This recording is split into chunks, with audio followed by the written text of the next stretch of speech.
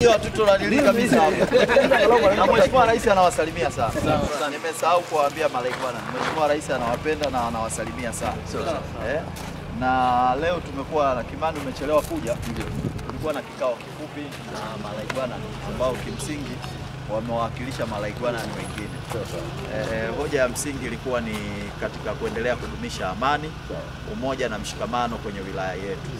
Kuileta jamii ya Masai pamoja na jamii zingine kwa karibu, lakini kwa ushirikiano mkubwa na serikali.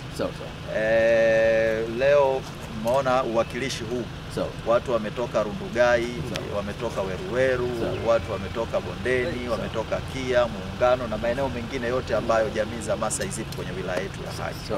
Huu ni mwendelezo ule wa kuhakikisha kwamba jamii zote zinashiriki kiukamilifu katika uchaguzi na jamii zote zinatoka kwenda kuhamasishana watu washiriki uchaguzi. Niwahakikishie tu wilaya yetu ina amani, wilaya yetu iko shwari, na nyinyi malaibwana ni muende mkiamini kwamba wilaya yenu iko shwari kabisa. Basi nawatakia kila laheri. Ashenare. Asante kabisa.